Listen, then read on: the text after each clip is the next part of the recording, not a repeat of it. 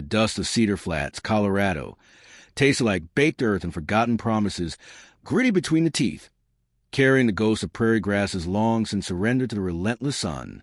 Dr. Aris Thorne crunched it under his worn leather hiking boots, the sound unnaturally loud in the late September afternoon. The sun, usually a fierce, life-affirming blaze at this altitude, hung like a pale, anemic coin in a sky bleach of its characteristic rocky mountain cobalt. It wasn't just the color. It was the texture of the light. Thin, brittle, as if stretched too far, ready to tear and reveal something utterly alien beyond the familiar blue.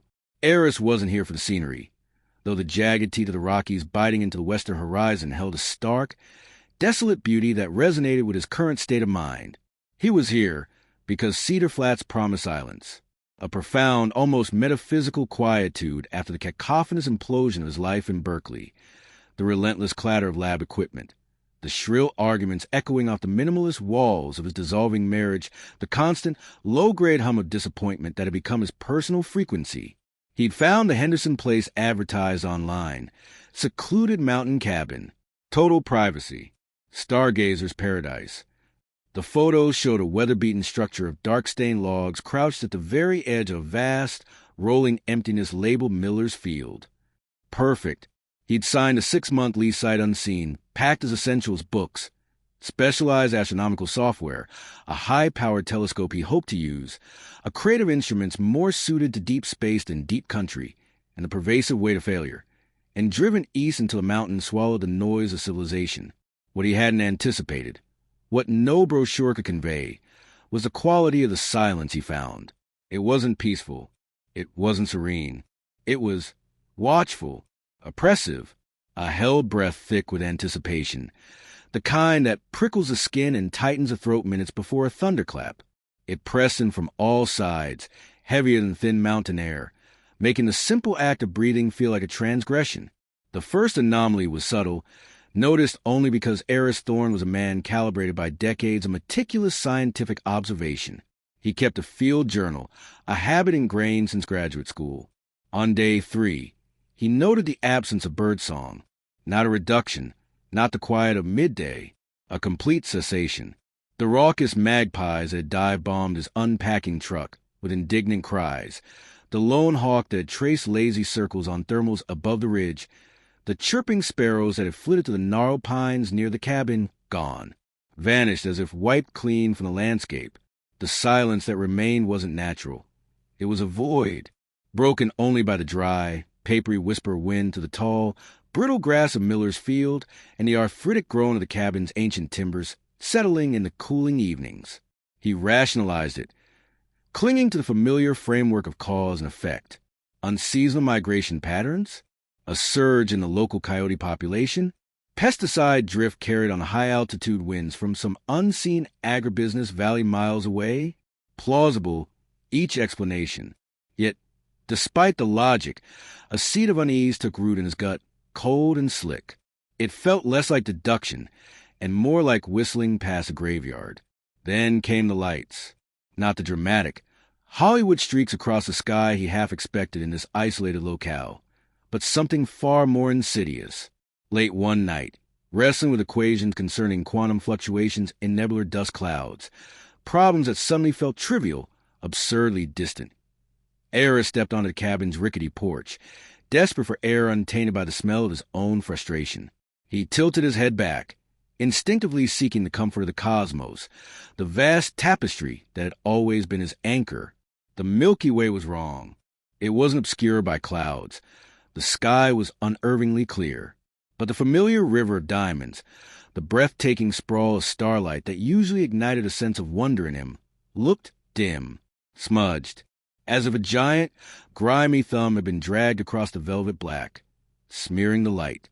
He blinked, rubbed his eyes, blaming atmospheric distortion, the lingering fatigue of the drive, the emotional exhaustion. But the dimness persisted, a visual static overlaying the heavens. Then, low on the horizon, just above the black, jagged silhouette of the distant pines bordering Miller's Field, he saw it, a cluster of faint, emerald-green pinpricks. They didn't move like satellites, tracing predictable arcs. They pulsed, slowly, rhythmically, like a cluster of diseased hearts beating against the fabric of the night itself. They possessed an unnatural solidity, points of light that seemed to drill into the darkness rather than illuminate it.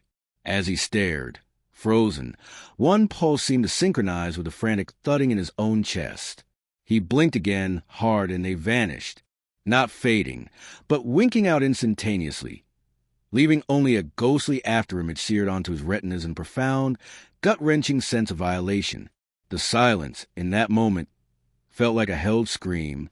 He reported it the next morning, driven by a scientist's need for corroboration and a growing primal fear.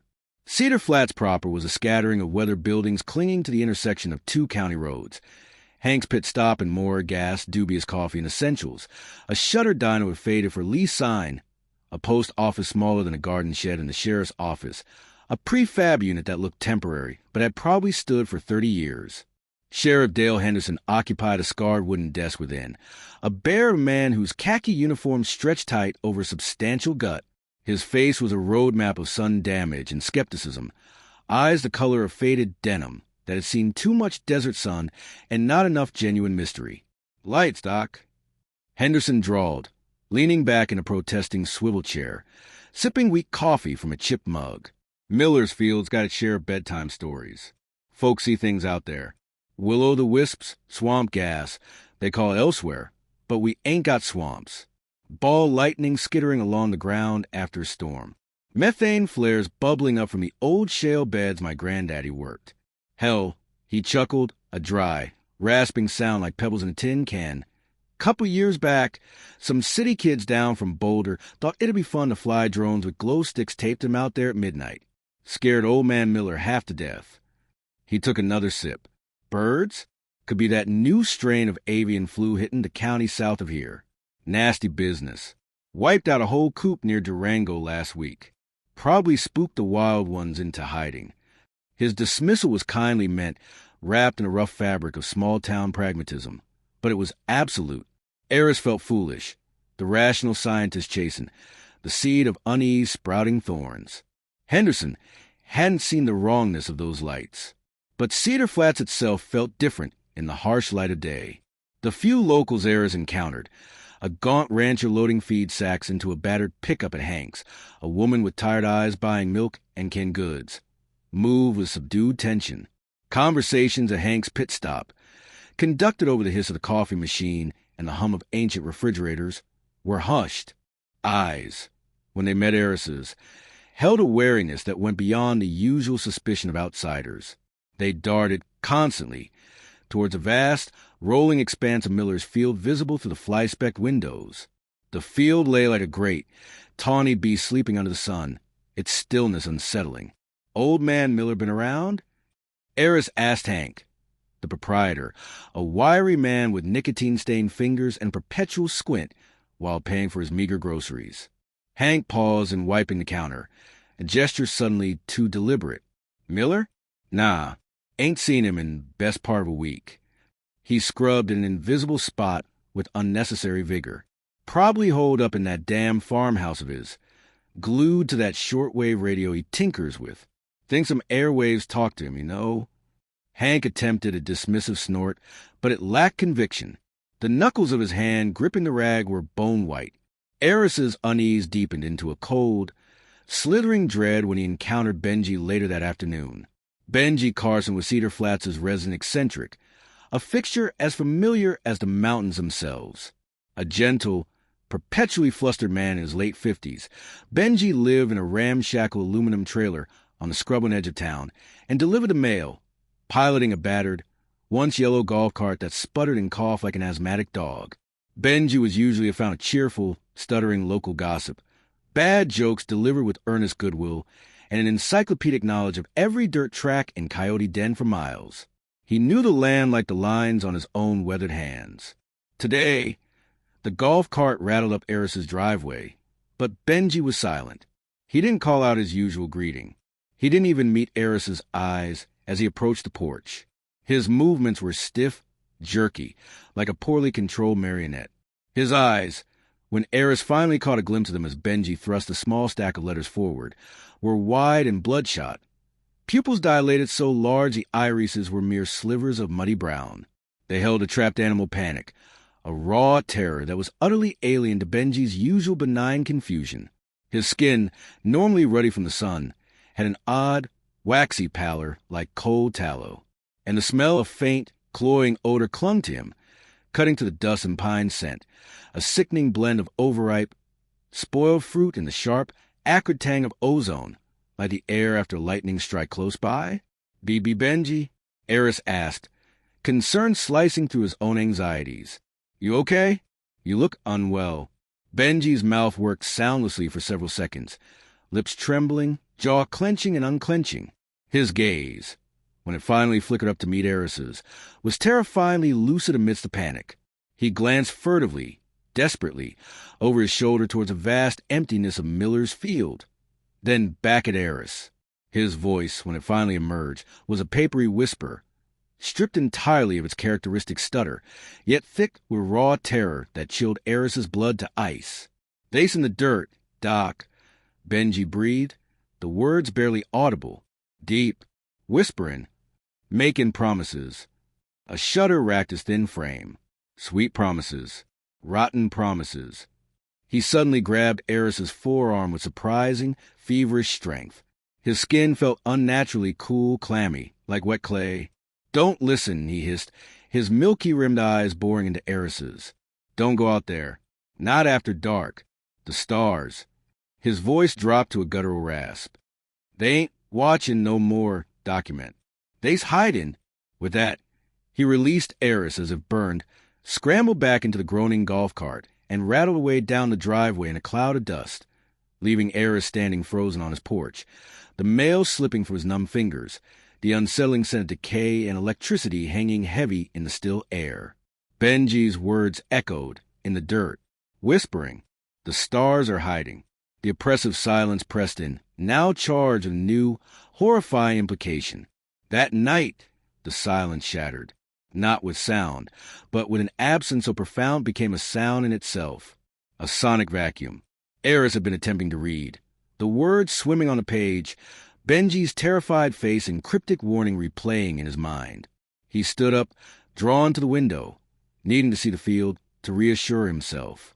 As he did, the world outside seemed to stop. The constant, dry whisper of the wind to the tall grass of Miller's Field ceased instantly. The familiar creaks and groans of the cabin's old timbers settling fell silent. The distant cry of a coyote, a sound that usually underscored the night, was cut off mid-howl. Even the subtle thrumming of his own refrigerator in the kitchen seemed to vanish. The silence wasn't just quiet. It was absolute, suffocating, a physical pressure on his eardrums. His own breath sounded obscenely loud, ragged in the sudden, terrifying vacuum. He stood at the window, peering into the moonless dark. Miller's Field was a black ocean under a smudged, starless sky. Then the green lights returned. Not distant pinpricks this time. Dozens. Hundreds. They didn't descend from the sky. They emerged from the earth itself, rising like luminous, poisonous fungi sprouting from the barren soil. They pulsed with that same slow, rhythmic throb, casting the undulating sea of grass in an eerie, sickly glow. The field seemed to breathe with them, rising and falling in time to the emerald heartbeat. And beneath the crushing weight of the silence, Aris felt it, a vibration, not in the air, not in the ground beneath his feet, deep inside his skull, resonating in the marrow of his bones. A subsonic hum, a pressure building behind his eyes, synchronizing perfectly with the pulse of the lights. It wasn't audible sound. It was pure, invasive frequency, a signal, and it carried intent. A seductive promise of oblivion, a release from the gnawing fear, a cool, welcoming dissolution into the silent dark. The urge to open the door, to walk out into that glowing field, to lie down amongst the pulsating lights and let the hum dissolve his thoughts, his fears, his very self, was terrifyingly, magnetically strong. It felt like peace. It felt like surrender. It felt like the only way to make the fear stop. He physically recoiled from the window, pressing his back hard against the rough log wall. Gasping for breath he couldn't seem to catch, cold sweat soaking through his shirt. He fought the pull, clinging to the sharp edges of the logs behind him, focusing on the physical discomfort to anchor himself against the insidious invitation. The next dawn brought no comfort. Cedar Flats had become a ghost town sculpted from dust and dread. Driving into the tiny cluster of buildings felt like entering a stage set after the actors had fled. Hank's pit stop was locked tight, a hand-scrawled closed sign taped crookedly to the glass door. The neon, open sign was dark. No trucks idled at the pumps. The post office was shuttered. No lights shone in the windows of the few houses visible from the road. Aris pounded on Sheriff Henderson's office door until his fist ached. No response. The patrol car was gone from its spot. The silence here was even heavier, layered with abandonment. The only sign of recent life was Benji's battered golf cart, abandoned halfway down Aris's own driveway, the driver's door hanging open like a slack jaw. The sweet, sour ozone smell hung thick around it, mixed with the coppery tang of dried blood smeared on the steering wheel. Driven by a volatile cocktail of terror, scientific compulsion, and the dawning certainty that he was utterly alone, Aris knew he had to investigate Miller's field. Knowledge was the only weapon he possessed. He packed a worn canvas backpack methodically, his hands trembling only slightly, a powerful LED flashlight with fresh batteries, a multi-tool, a Geiger counter, a relic from his post-Chernobyl research phase, likely useless against this phenomenon, but a tangible link to rational science. Water bottles, a compact first aid kit, protein bars, and his digital voice recorder. He also slung his high-power binoculars around his neck and retrieved the heavy, bolt-action hunting rifle he'd found rusting in the back of the cabin's closet. He cleaned it hastily, the familiar mechanical action soothing. He didn't believe it would help against lights in the dirt, but its weight against his shoulder was a psychological anchor, a symbol of human defiance. The walk toward the field felt like trespassing in a vast, open-air mausoleum. The unnatural silence persisted, a living thing. No insects buzzed in the scrubby sagebrush. No rodents scurried underfoot. No birds cried overhead. Even the wind, which usually scoured the high plains, was utterly absent. The air hung thick and stale, tasting of dust and something else, something metallic and vaguely organic, like hot blood on stone. Each footstep crunched with obscene loudness on the gravel and baked earth.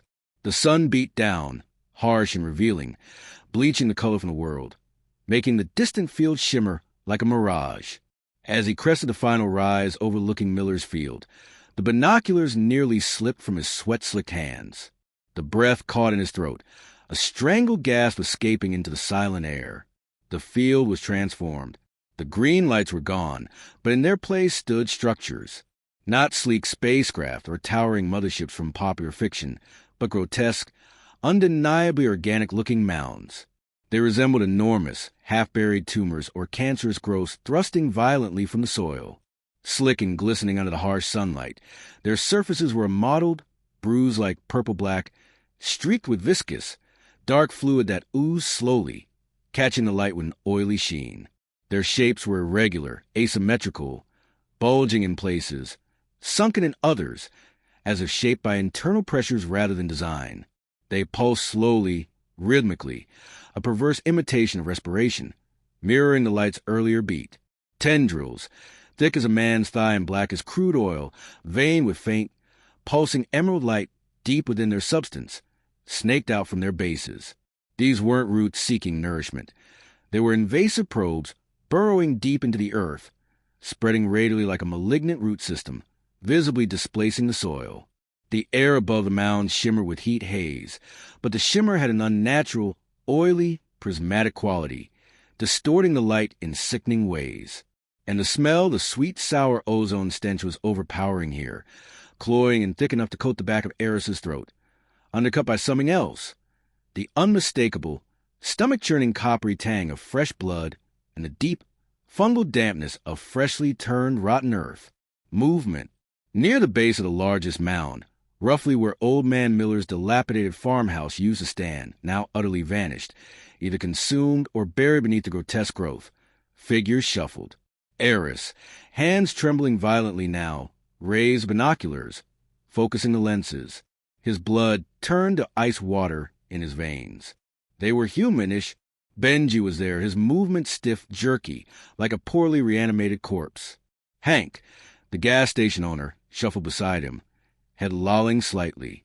Sheriff Henderson stood slightly apart, unnaturally erect, head tilted back as if basking in an unseen sun, his face a mask of vacant serenity. There were others. The gaunt rancher, the tired-eyed woman from Hank's, perhaps a dozen more pale figures. Their skin was uniformly waxy pale, almost translucent, like mushrooms grown in the dark. Their eyes were the worst. Vacant, milky white orbs that reflected no light, no intelligence.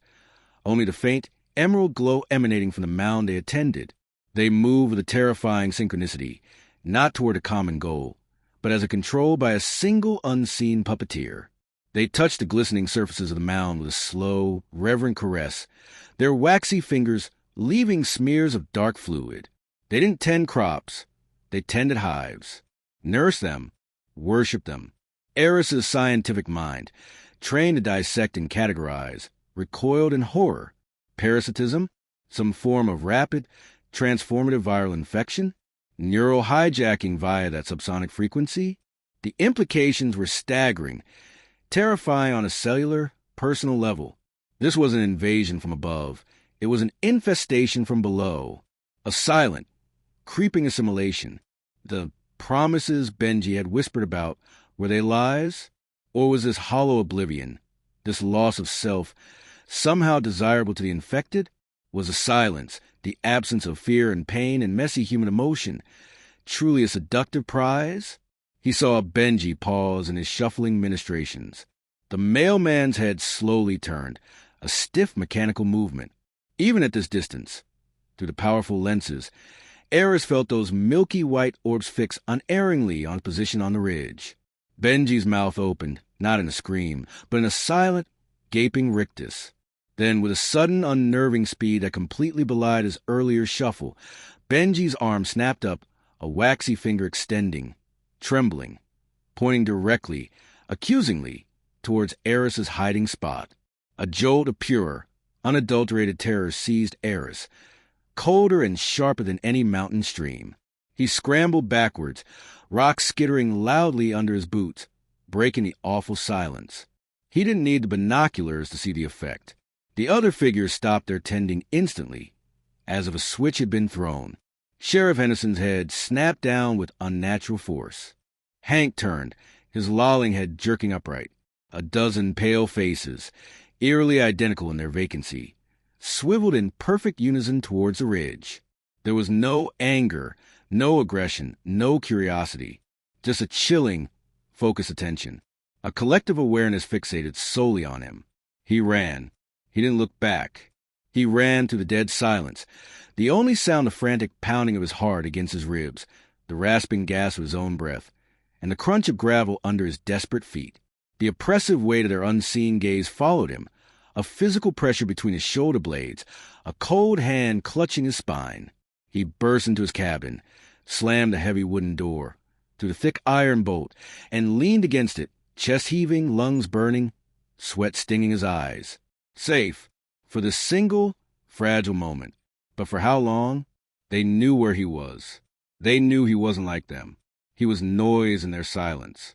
An anomaly, a threat, panic, cold and sharp, threatened to engulf him. He needed to warn someone. Anyone. The world beyond Cedar Flats had to know. He grabbed his bulky satellite phone, a luxury he brought precisely because the cabin had no reliable cell service. His fingers fumbled with the buttons as he dialed 911.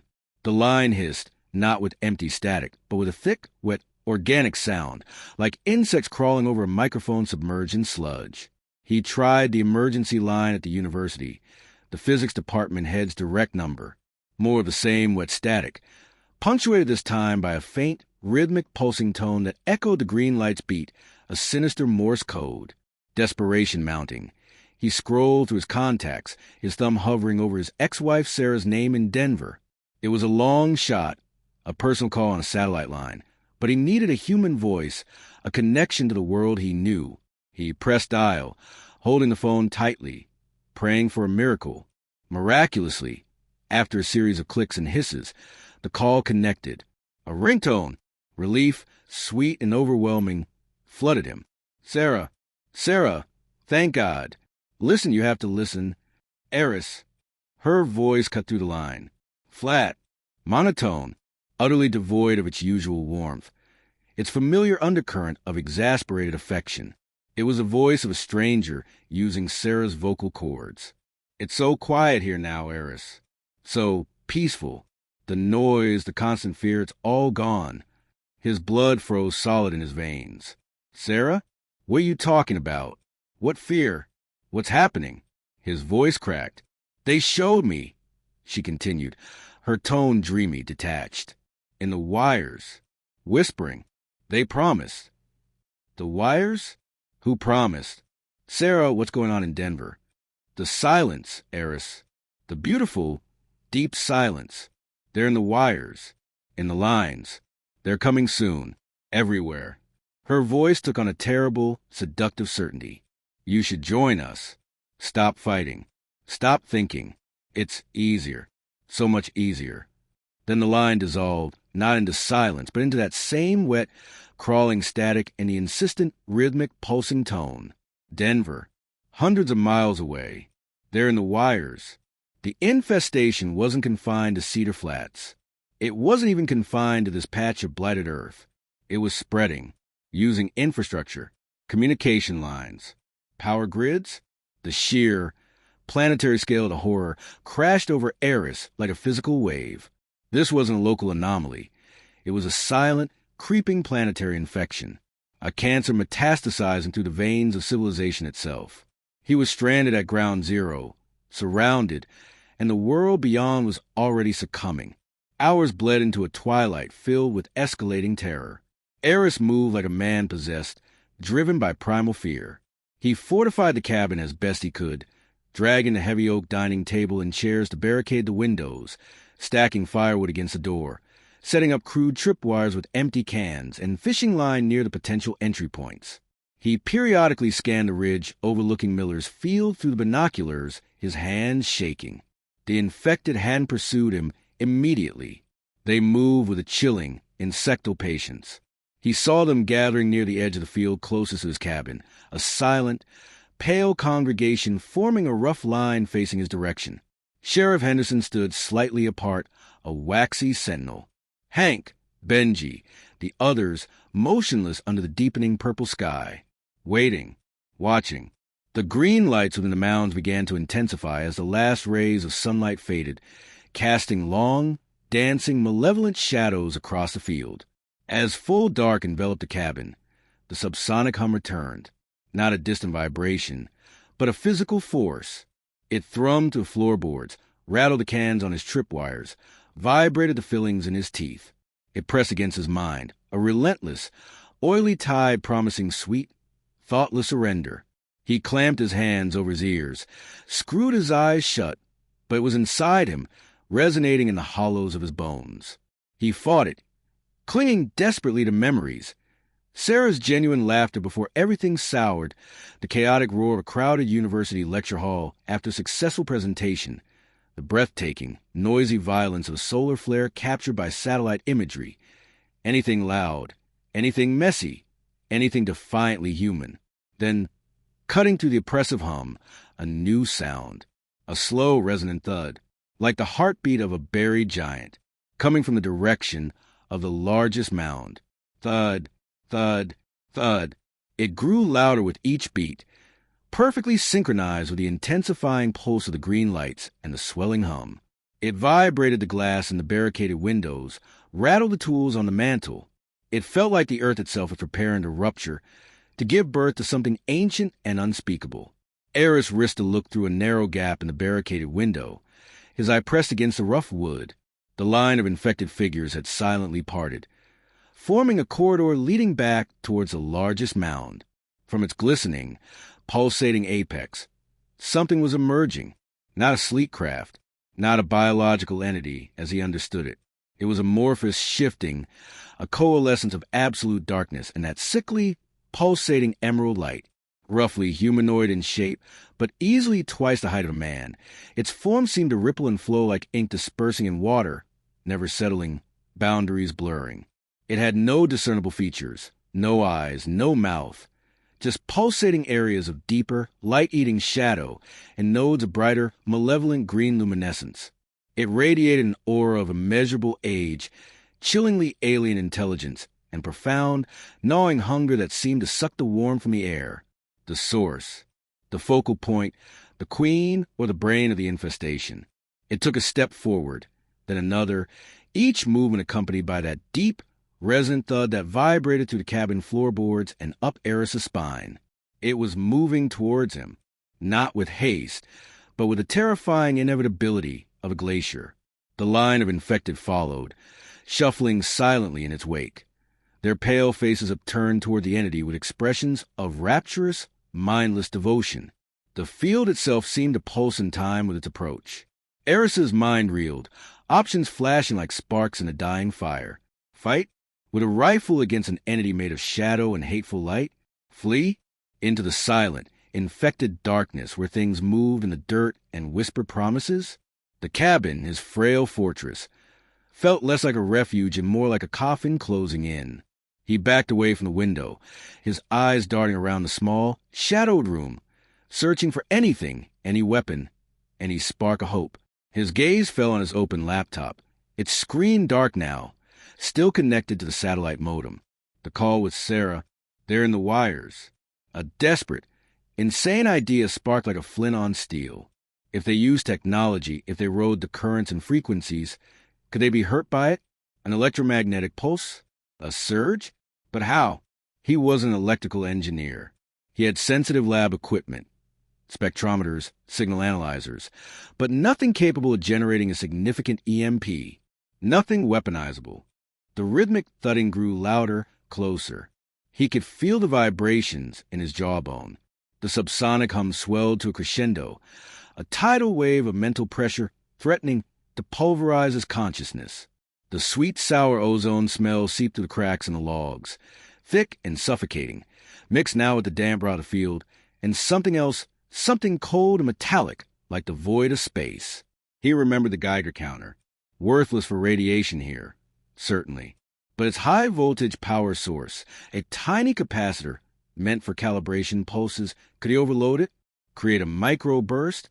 Pointless against the entity outside, a gnat against a god. But maybe against a connection? Against whatever link allowed the signal to travel through the wires. A desperate gamble. A Hail Mary pass into oblivion. He snatched up the device, fingers slick with cold sweat, fumbling with the screws on the back panel. He bypassed safety circuits he barely understood, jury-rigging wires directly to capacitor, connecting them with trembling hands to the laptop's USB port, a ludicrously inadequate power source. But it might be enough to cause a tiny, localized surge, a spark. He aimed the Geiger counter sensor toward the satellite modem, a pitiful gesture. It felt like trying to stop a tsunami with a thimble. The thud stopped, abruptly, right outside the door. The silence that followed was a physical blow, more terrifying than any sound. Aris held his breath, the tiny, jury-rigged device clutched like a talisman in his shaking hand. The subsonic hum intensified to an almost physical scream inside his skull, a pressure threatening to crack bone. He could feel the alien intelligence pressing against the door, a vast, cold, ancient presence probing the wood, sensing his terror, his defiance, his pathetic spark of resistance. It knew he was there. It knew what he held. It radiated contempt. He closed his eyes, blocking out the crushing dark, the pulsating green light seeping through the cracks. He pictured the chaotic, beautiful noise of a supernova, light and radiation screaming across the void. He pictured the violent scream of solar flares tearing through magnetic fields. He focused on the beautiful, messy, defiant cacophony of a universe that refused to be silent, that roared its existence into the void. With a surge of desperate will, he slammed his finger down on the Geiger counter's test button, simultaneously yanking the USB cable loose. A blinding blue-white spark, far brighter than expected, erupted from the satellite modem with a sharp, ozone-rich snap. A small plume of acrid smoke billowed. The laptop screen died instantly, plunging the cabin into near-total darkness. The single bare bulb overhead flickered wildly, once, twice, and went out. The satellite phone on the table emitted a dying electronic whine, and the hum, the crushing, subsonic hum, stuttered, faltered like a record skipping. For one fraction of a second, the unbearable mental pressure lessened. The silence became just silence. Empty air. Not oppressive. Not watchful. Just the absence of sound. A tiny pocket of normalcy in the madness. Aris gasped, shock momentarily overriding terror. Did it work? Did I disrupt it? Outside, the silence shattered. Not with the return of the hum, but with a sound that froze the marrow in his bones, a sound that bypassed the ears and screamed directly into the primal fear centers of the brain. It was a screech, high-pitched and multitonal, layered with frequencies both ultrasonic and infrasonic. It sounded like tearing metal amplified 1,000-fold, mixed with the scream of a dying star and the shriek of rending space-time. It vibrated with pure, unadulterated, cosmic fury. It wasn't a sound of pain, but of outrage, of violation. The sound of the source, wounded, enraged by the tiny, unexpected spark of human defiance, the insect that dared to sting the god. The pounding on the door began. Not fists, something heavy, unyielding, impossibly strong. Thud, the solid oak door buckled inwards, splinters flying like shrapnel. Thud, the barricade of table and chairs groaned, with cracking. Thud, the iron bolt screamed in protest, bending. The infected outside took up the pounding, a horrifying, synchronized drumbeat of flesh and bone against the weakening wood, a frenzied rhythm underscoring the entity's rage. Aris scrambled backwards, tripping over the leg of an overturned chair, landing hard on his back. He stared, wide-eyed with terror, at the disintegrating door. The tiny spark hadn't stopped it. It hadn't even wounded it significantly. It had only incensed it. The Geiger counter, its capacitor blown, smoked uselessly in his hand, a symbol of futile resistance. He was weaponless. Trapped. The rhythmic pounding filled the world, each blow echoing the death knell of Cedar Flats, of Colorado, perhaps of humanity itself. The last flicker of light came from the widening cracks around the doorframe, casting the jagged silhouette of something vast and shifting, reaching in with tendrils of pure, light-devouring darkness edged with pulsating, hateful emerald light. The door exploded inward in a storm of splintered wood and twisted metal. The explosion wasn't a sound, but of pure, annihilating pressure. The heavy oak door didn't merely shatter, it disintegrated. One moment it was a bulwark, straining against an impossible force, the iron bolt shrieking in protest. The next, it ceased to exist as a coherent structure. A storm of razor-edged fragments, some as large as a hand, most like deadly splinters, erupted inward with concussive force. Aris Thorne, scrambling backwards on elbows and heels, instinctively threw his arms over his face. Splinters hissed through the air like shrapnel, peppering the log walls, embedding deep into the overturned furniture, stinging his exposed skin with sharp, sudden pains. The wave of stench that flooded him was overpowering, a nauseating cocktail of burnt ozone, the deep, fungal rot of freshly turned grave earth, the cloying sweetness of decayed fruit, the sharp, metallic tang of copper, and underpinning it all, a new, terrifying scent, a cold, sterile void smell, like the vacuum between stars given physical form. Framed by the jagged remnants of the doorway, silhouetted against the pulsating, sickly emerald glow emanating from Miller's Field, stood the source. Its shifting form, now fully revealed within the confines of the cabin's ruin, was a masterpiece of cosmic horror. Up close, its insubstantiality was terrifying. It wasn't a solid creature, but a vortex of semi-coalesced darkness, like ink poured into oil smoke, given sentience and malevolent purpose. Threaded through the swirling abyss were veins of throbbing emerald light that pulsed in perfect, hypnotic synchrony with the subsonic hum now vibrating the very air Aris breathed, resonating deep within his marrow, making his teeth ache. It had no face, only areas of deeper, light-devouring shadow that seemed to warp perspective, and nodes of brighter, malevolent green luminescence that felt like hateful eyes boring into his soul, peeling back layers of sanity. Tendrils of pure, crackling shadow, snapping with static discharges that smelled like burning hair and left faint, scorched trails in the air, lashed out from its core form, probing the wreckage, tasting the charged atmosphere with chilling curiosity. It radiated an aura of immeasurable antiquity and chillingly alien intelligence, a cold, calculating hunger that reduced Aris to an insignificant speck of noisy defiance. Behind it, Filling the shattered doorway and spilling onto the porch stood the infected. Sheriff Henderson Hank Benji, the gaunt rancher Aris had seen loading feed, the tired-eyed woman from Hank's, perhaps 20 pale, waxy figures in total. Their milky white eyes weren't fixed on Aris. They were utterly transfixed by the source, reflecting its emerald pulse with vacant, rapturous adoration. They stood unnaturally still, silent witnesses to the predator entering the prey's den, extensions of its will. Aris crab-crawled backwards, his boots scrabbling for purchase on the rough wooden floor, propelling himself desperately towards a cold stone hearth of the fireplace. His hunting rifle lay near the other shattered window, impossibly far, a symbol of futile human aggression rendered obsolete. His mind screamed for an escape, a weapon, a miracle. The Geiger counter was a melted, blackened lump of plastic in his hand, still unnaturally warm. He hurled it with a choked cry of defiance. It passed harmlessly through the swirling darkness of the source, as it threw insubstantial smoke and clattered against Sheriff Henderson's broad, waxy chest. The sheriff didn't flinch, didn't blink. The source didn't react. The projectile was beneath its notice, an insect's buzz. A tendril of crackling shadow, swift as a striking viper, lashed out. It didn't aim for a killing blow. It passed through the space where Aris's head had been a millisecond before as he threw himself sideways in a blind panic. Where the shadow tendril passed, the air sizzled and popped, and the rough log wall behind him blackened instantly, charring deep into the wood, and emitting a fresh wave of that sickly sweet ozone stench mixed with the acrid tang of scorched pine. The intelligence behind the attack was chillingly precise. It wasn't trying to kill him immediately. It was testing his reflexes, probing his fear, toying with the trapped animal before the feast. Aris could feel its amusement, a cold, alien tickle against the edges of his consciousness, a psychic leer. Aris rolled behind the heavy, overturned oak dining table, grunting with the effort. It was a frail barrier against such power, offering only momentary cover, a psychological fig leaf. He fumbled in the pockets of his dusty jacket, panic making his fingers thick and clumsy, slick with cold sweat.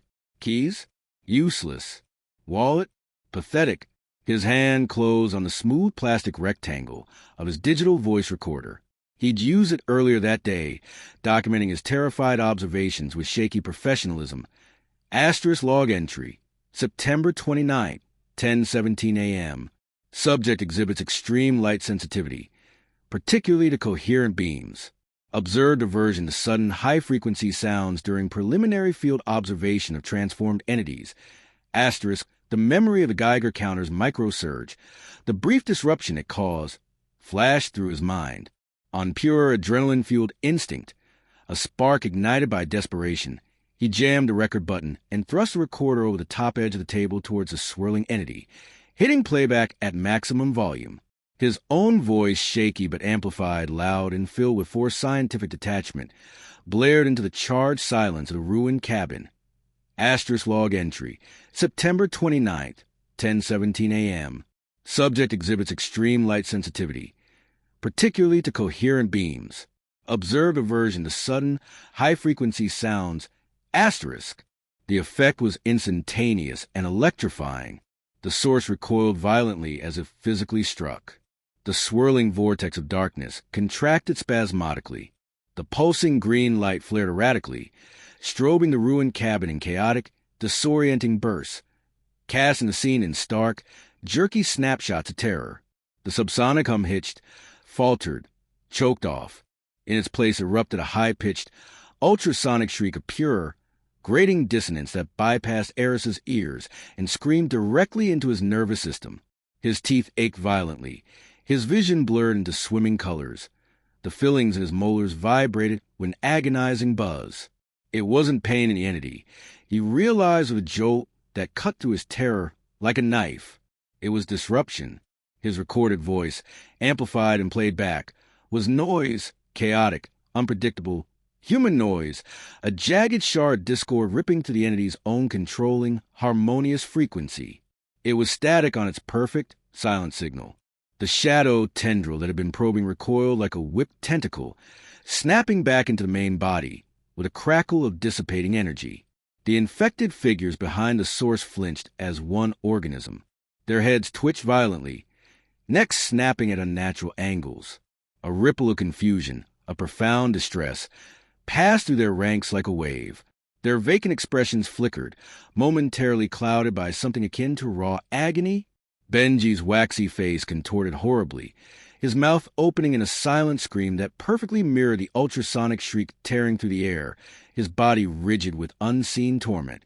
Hope, fierce and desperate, a white-hot coal igniting in the freezing pit of his stomach, surged through Aris. Sound. They were vulnerable to sound, but not just any sound. Complex, chaotic noise. Human noise.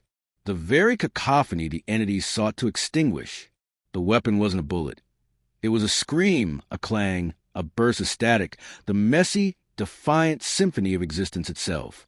The source recovered with terrifying speed, its form stabilized with a visible effort, the green light burning brighter with renewed, incandescent fury, a fury now directed solely at him. The ultrasonic shriek cut off abruptly, replaced by the crushing subsonic hum, now amplified to a physical weight pressing down, demanding surrender, promising sweet, silent oblivion with renewed insistence.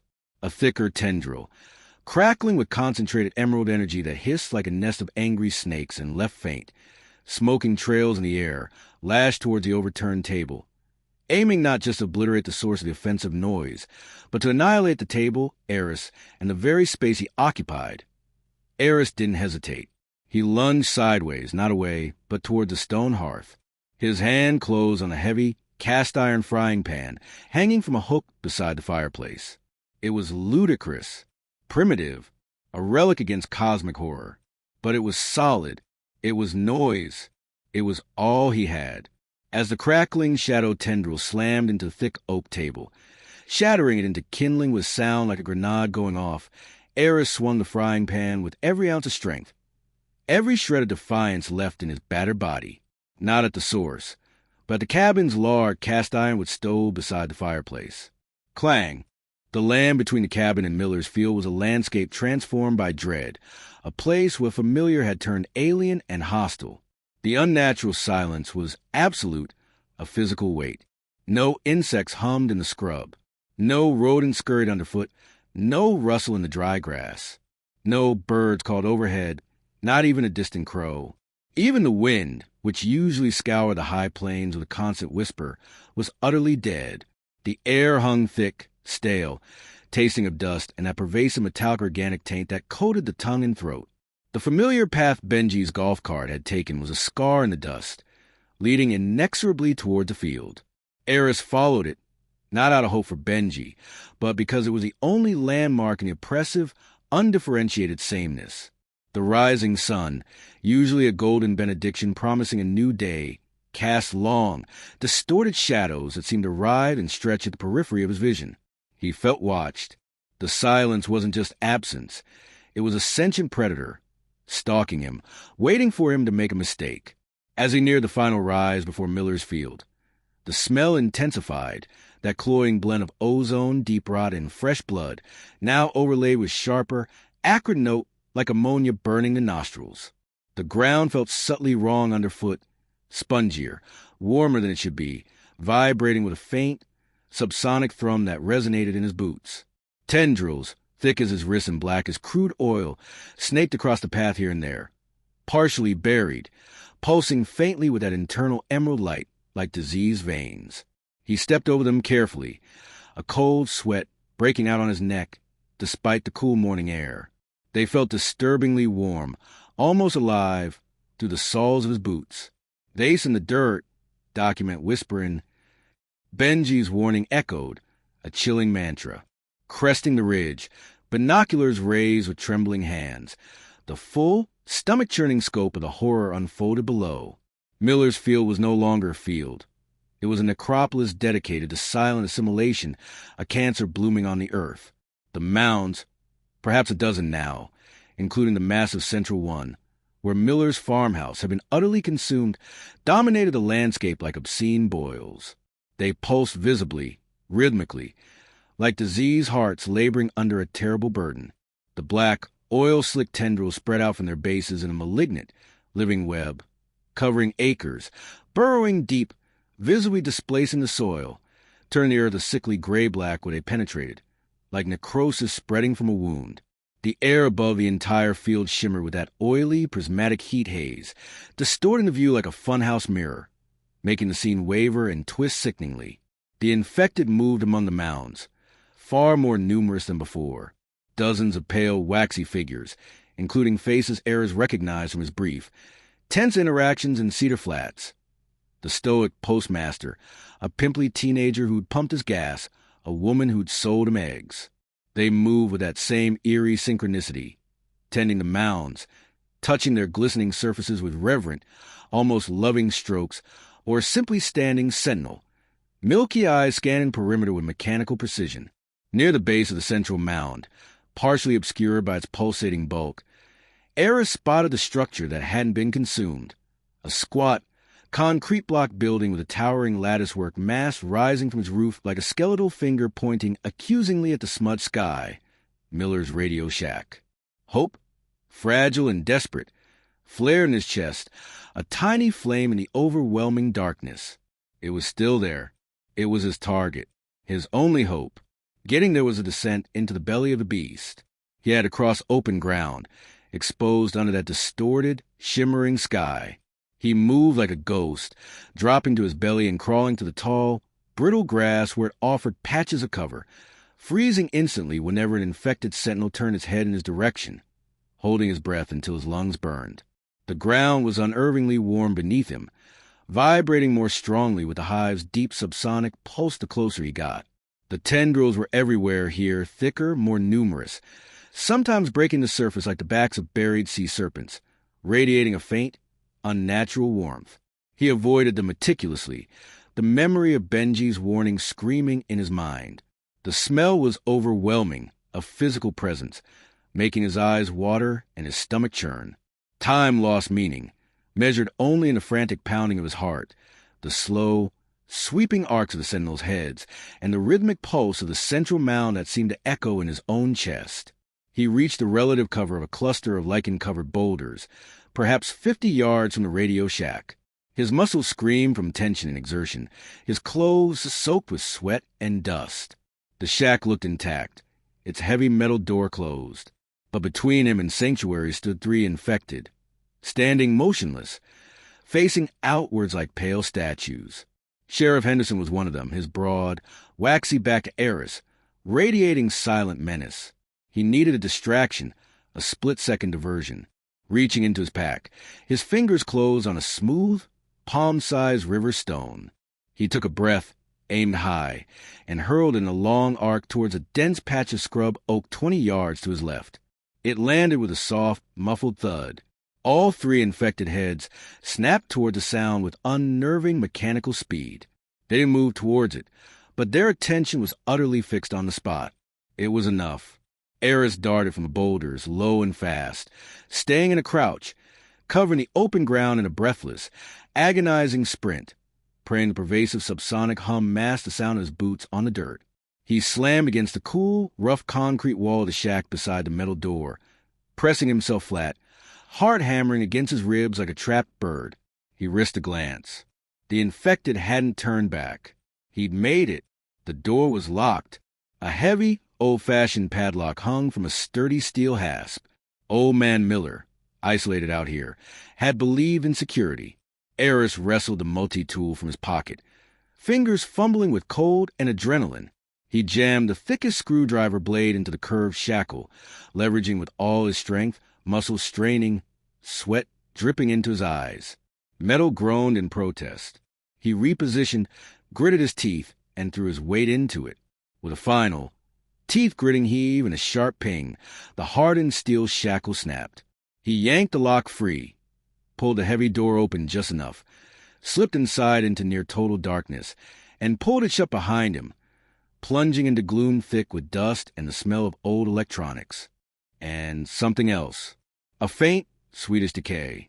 As his eyes adjusted to the dim light filtering through a single, grimy high window, the scene resolved. Old Man Miller sat slumped in a worn, vinyl swivel chair in front of a massive, ancient console of dials, switches, and glowing vacuum tubes. Or, rather, what was left of him.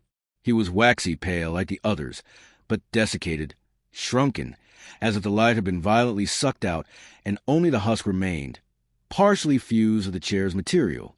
Milky, cataract-clouded eyes stared blankly at the humming equipment, unseeing. One waxy, claw-like hand rested on a large, old-fashioned, steel-caged microphone, frozen in a final gesture. Aris swallowed bile, the taste sour in his mouth. Miller hadn't run. He'd been consumed at his post, perhaps broadcasting warnings or pleas until the whispering in the wires reached him, until the silence took him. But the equipment, it looked functional. Vacuum tubes glowed with warm orange light.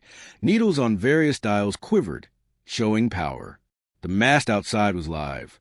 The console hummed with a low, comforting, human thrum. This was it. His amplifier.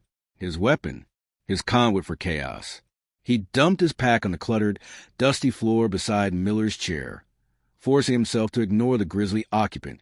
He worked feverishly, driven by terror and the certain knowledge that the source would sense his intrusion soon, if it didn't already. Time was a luxury he didn't have. He connected the heavy truck battery terminals to the amplifier circuit he'd salvaged, using thick-gauge speaker wire, his hands trembling but movements precise. Sparks spat as he made the connections. He jury-rigged the output of the amplifier to bypass the console's internal speakers entirely, feeding it directly into the main transmitter input via exposed wires and alligator clips, a crude, potentially catastrophic way to pump raw, amplified audio power directly into the antenna. He connected the digital recorder's output jack to the amplifier's input. He had a giant, high-wattage microphone pointed at the sky. He just needed sound. Loud, chaotic, disruptive sound. He needed to scream into the void. He hit record on the digital recorder and held it close to his mouth. He took a deep, shuddering breath, focusing not on the terror clawing at his insides, but on noise, on life, on everything the source wanted to extinguish. He screamed into the recorder, not a scream of terror, but a raw, guttural roar of defiance, dredged up from the core of his being. "And oh," he bellowed, "you will not have the silence." He banged the frying pan hard against the metal frame of the console. Clang, clang, clang. The noise was deafening in the small space. He grabbed a heavy adjustable wrench from Miller's cluttered workbench and hammered on a metal shelf unit beside the console. Bang, bang, bang. He howled wordlessly, a primal eruption of sound against the imposed silence, a sonic middle finger to the entity. He played back the recording to the recorder's tiny speaker, feeding its distorted screech. His screams mixed with the clangs and bangs, back into the recorder's microphone, while simultaneously banging the pan against the console again, creating a hellish, escalating feedback loop of noise, screams layered over clangs layered over distorted electronic shrieks. He fed this cacophony, the pure, chaotic essence of human defiance amplified and distorted, into the amplifier input.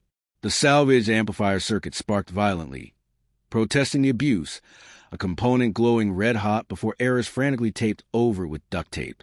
The console's power meter slammed hard against the stops in the red zone. The vacuum tubes glowed fiercely, humming with dangerous strain, their light flickering. The entire shack vibrated. Dust rained from the ceiling. Miller's corpse jiggled grotesquely in its chair. With final prayer to the gods of obsolete technology, Aris threw the switch routing the amplified chaos directly into the main transmitter. Outside, the effect was instantaneous and catastrophic for the hive. A visible wave of distorted sound, a concussive blast of pure sonic fury, erupted from the towering antenna. It wasn't just loud. It was a physical force ripping through the silent air. The pervasive subsonic hum shattered like glass. The pulsating green light within the mounds flickered wildly, stuttering and dimming like a failing neon sign, casting the field in erratic, strobing shadows. The infected figures screamed, a horrifying, silent tearing open of their waxy mouths, but their bodies convulsed violently as if electrocuted. They staggered, clutched their heads, collapsed to their knees, writhing in apparent agony, their synchronicity dissolving into chaotic, individual spasms of torment. The tendrils snaking across the ground recoiled like whip cables, thrashing and lashing the air, some tearing free from the soil with wet, sucking sounds. The central mount itself seemed to shudder violently, its rhythmic pulse faltering, the viscous black fluid oozing faster from its glistening surface, steaming faintly in the cool air. A high-pitched keening, barely audible but felt as a vibration in the teeth, seemed to emanate from the mound itself. Aris kept up the assault, pouring every ounce of breath into screaming into the recorder, hammering the pan against anything metal, feeding the monstrous, screeching feedback loop into the transmitter. He was a conductor of chaos, orchestrating a symphony of sonic destruction aimed at the heart of silence. The radio shack vibrated like a tuning fork, dust and debris falling. Miller's corpse slid slightly in its chair. The amplifier smoked, one of the salvage circuits melting with a foul stench of burning plastic. He didn't care. He had to push it. He had to break it. He had to make them hurt. Then the backlash came, not from the source directly, but from the hive itself, a collective defense mechanism. The central mound pulsed violently, a single massive throb of intense emerald light that lit the entire field like a diseased green sun for a split second, bleaching the color from everything. Simultaneously, a concentrated wave of pure subsonic force, amplified and focused by the mound, slammed into the radio shack like a battering ram made of pure pressure. The concrete blocks groaned. The heavy metal door buckled violently inwards with a shriek of tortured metal. The grimy high window blew inward, showering Aris with glass shards. Inside, the console sparked violently, glass vacuum tubes bursting with sharp pops and showers of sparks. The amplifier circuit exploded in a final gout of flame and acrid black smoke. The lights died. The comforting hum of the transmitter cut off abruptly. The sonic assault ceased, leaving only the deafening ringing in Aris's ears, the smell of burning electronics, and the panicked, silent screams of the infected writhing outside. Silence rushed back in, heavier, denser, angrier than before. It felt like a physical blow after the cacophony. The subsonic hum reasserted itself, deeper, more resonant, vibrating the very floor of the shack, making Aris's bones ache. The green light in the mound stabilized, pulsing with renewed, furious intensity, brighter than ever. The infected slowly stopped writhing. One by one, with jerky, deliberate movements, they began to rise, their milky eyes now burning with a cold, collective fury, fixed unerringly on the radio shack. They started shuffling towards it, not with their earlier vacant adoration, but with a silent, terrifying rage, a pale tide of vengeance. He'd hurt them, badly. He'd disrupted the hive, caused chaos, inflicted pain. He'd proven the source wasn't invincible, but he hadn't broken it, and now they were coming for him. The source hadn't even shown itself yet, conserving its strength, observing. His weapon was destroyed, smoking ruins around him. The truck battery now just dead weight, the frying pan suddenly feeling absurdly, pathetically inadequate again. The amplifier was a charred mess.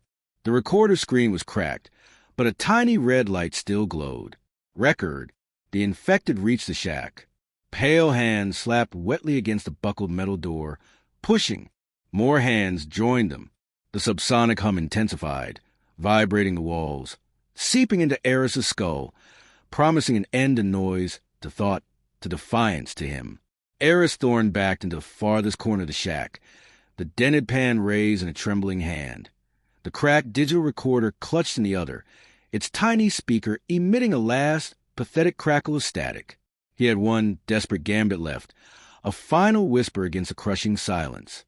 He hit record again, leaned close to the tiny mic, ignoring the pounding on the buckling door, the rising hum, the stench of decay and burning plastic, and began to whisper, pouring every ounce of defiance, every scrap of human noise, every memory of laughter and argument and music and life he could muster into the dying machine.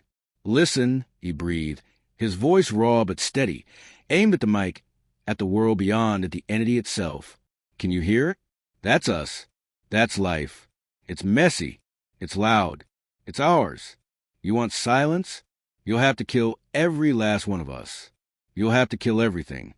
He banged the pan once against the concrete wall. Clang. "Hear that? That's me. Still here. Still noisy." Outside, the pounding intensified. Thud, thud, thud. The door groaned, metal tearing. The subsonic hum swelled to a physical pressure, threatening to flatten him. The recorder's red light flickered. Aris Thorne pressed his back against the cold concrete, raised a frying pan, and kept whispering his defiance into the void, his eyes fixed on the buckling metal door, waiting for the end or the next impossible chance. The silence was coming for him, but he wouldn't go quietly.